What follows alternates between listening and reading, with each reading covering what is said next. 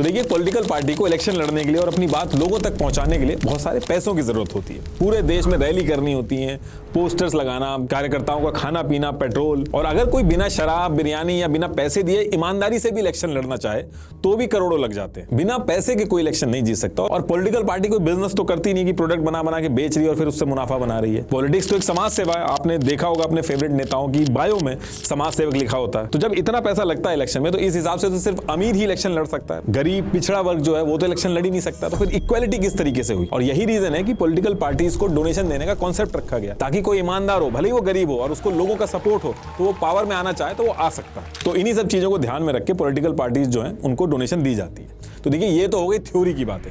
अब आते हैं ग्राउंड रियलिटी पे। देखिए, आजादी के बाद से ही ईयर 1951 में जब पहली बार इलेक्शंस हुए थे, तभी से इलेक्शन के अंदर डोनेशन इकट्ठा करने का जो गेम था वो शुरू हो गया था। उस टाइम पे भी यही होता था कि मैदान में जो पार्टी सबसे ज्यादा पैसा लेके उतरती थी उसको एडवांटेज होता था। और उस टाइम पे इंडियन नेशनल कांग्रेस सबसे बड़ी पार्टी होती थी, तो जीतने के चांसेस भी इसके ज्यादा होते थे और डोनेशन भी कांग्रेस को ही ज्यादा मिलती थी। और उस टाइम पे बिरला और ठाकुरदास जैसे जो इंडस्ट्रियलिस्ट थे वो कांग्रेस को सबसे ज्यादा डोनेशन देते थे। और इस डोनेशन का जो फायदा होता था वो बिरला दास और ठाकुरदास को मिलता था। उस टाइम पे आरएसएस की भारतीय जनसंघ, अखिल भारतीय, सीपीआई, ये सब जो पार्टी थी ये उस टाइम पे छोटी थी, तो जब ये इलेक्शन में लड़ने जाती थी उनके पास बजट कम रहता था। और जनसंघ जो थी, जो आगे चल के बीजेपी बनी, इसको उस टाइम पे कोई फंडिंग नहीं देता था क्योंकि इनके जीतने के चांसेस कम रहते थे। उस टाइम पे बस एक बॉम्बे डाइंग के नुस्ली वाडिया थे जो जिन्ना के ग्रैंडसन थे, बस ये डोनेट करते थे जनसंघ को, जो आगे चल के बीजेपी बनती है। तो कहने का मतलब ये है कि डोनेशन का जो कॉन्सेप्ट है ये उस टाइम से ही चला आ रहा है। जब ये 1951 का जो पहला इलेक्शन हुआ था तो जीती तो कांग्रेस ही थी, लेकिन आजादी के बाद ये पहला वेल ऑर्गेनाइज इलेक्शन था। तो इसी टाइम पे इलेक्शन कैसे होंगे, क्या रूल्स होंगे, इसको लेके एक एक्ट पास किया गया था, representation of the people act 1951। इसका यही काम था कि इलेक्शन का जो प्रोसेस वगैरह डिफाइन करना, ये सारी चीजें उसमें होती थी। तो जब ये ईयर 1951 के इलेक्शंस हो गए थे और लाइसेंस, लैंड एक्विजिशंस को लेके पॉलिटिकल पार्टीज और कंपनी ओनर्स की रिलेशनशिप बननी चालू हुई थी, तो इसी बीच ईयर 1957 में ये जो पॉलिटिकल पार्टीज को डोनेशन दी जाती है, इसका पहला मामला कोर्ट में रजिस्टर हुआ Tata iron and steel limited के ऊपर। एक्चुअली क्या हुआ कि टाटा आयरन एंड स्टील का एक शेयर होल्डर था जयंती लाल रणछोड़दास कोटिचा। तो इन्होंने शेयर होल्डर बनने के बाद टाटा की जो फाइनेंशियल रिपोर्ट थी उसमें देखा कि टाटा जो है वो कांग्रेस को पैसा डोनेट कर रही है। तो इन्होंने क्या किया, इन्होंने कोर्ट में जाके केस कर दिया कि ये हमारा पैसा है, हमसे बिना पूछे एक पॉलिटिकल पार्टी को डोनेट किया जा रहा है। तो इस पर टाटा की तरफ से जो वकील थे उन्होंने कोर्ट के अंदर ऑन रिकॉर्ड बोला कि हम कांग्रेस को इसलिए पैसा दे रहे हैं ताकि कांग्रेस पावर में रहे, क्योंकि उससे हमारी कंपनी को फायदा है। ये केस हुआ था। तो उस टाइम पे पॉलिटिकल पार्टी जो डोनेशन लेती हैं इसको लेके बहुत बड़ा डिस्कशन स्टार्ट हो गया था। इस टाइम पे नेता भी पूछ करने लगे थे कि ये जो कंपनीज डोनेशन दे रही हैं पॉलिटिकल पार्टीज को, इसमें कंपनीज को टैक्स में छूट देनी चाहिए क्योंकि ये भी एक पब्लिक वेलफेयर का काम है। लेकिन उस टाइम पे तो बात नहीं बनती है। फिर आगे चल के इनकम टैक्स एक्ट 1961 में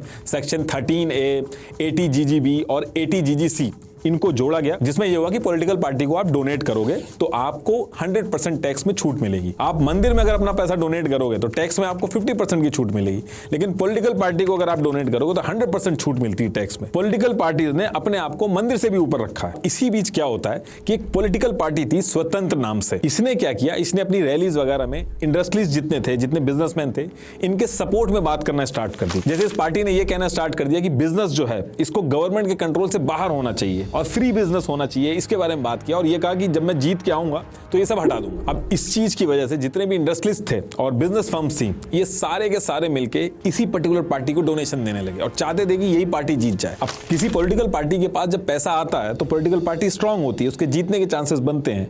और ऐसा ही हुआ, ये जो पार्टी थी ये उभरने लगी। और 2-3 साल में ही जब ईयर 1967 में स्टेट इलेक्शन हुए तो इसका नुकसान कांग्रेस को बहुत भारी हुआ। उस टाइम पे कांग्रेस को 9 स्टेट में हरा देना कोई छोटी मोटी बात नहीं थी। और इसके बाद भी ये जो पार्टी थी इसको डोनेशन में कमी नहीं हो रही थी, इसको डोनेशन मिल रही थी। अब ये सारी चीजें इंदिरा गांधी जी 2 साल तक तो देखती रहती हैं और जब चीजें हाथ से बाहर जाने लगती हैं तो ईयर 1969 में कंपनीज एक्ट के सेक्शन 293A को डिलीट करवा देती हैं। मतलब कि ये जो कंपनीज पॉलिटिकल पार्टीज को डोनेशन देती हैं इसको ही बैन कर दिया जाता है। अब बिजनेसमैन जो थे वो पॉलिटिकल पार्टीज को डोनेट ही नहीं कर सकते थे और कुछ ही सालों में इसका असर भी दिखा स्वतंत्र पार्टी जो थी उसके ऊपर। आने वाले कुछ ही सालों में ये पार्टी जो थी वो वीक हुई। अब कंपनीज जो डोनेशन करती थी इस पे बैन तो लग गया, लेकिन कंपनीज को अपना काम कराना था, लाइसेंस वगैरह होते थे उस टाइम पे, वो सब लेने होते थे, प्लस पॉलिटिशियन जो थे उनको भी पैसे की जरूरत होती थी। तो कंपनीज ने इसको लेके इलीगल तरीके निकाले पॉलिटिकल पार्टीज को पैसा देने के, और इस चीज का खुलासा हुआ एक छोटी सी गलती से। एक्चुअली एक कंपनी थी ग्रेफाइट इंडिया लिमिटेड नाम से, जिसमें दलपत राय मेहता नाम से एक आदमी शेयर होल्डर बनता है, और शेयर होल्डर बनते ही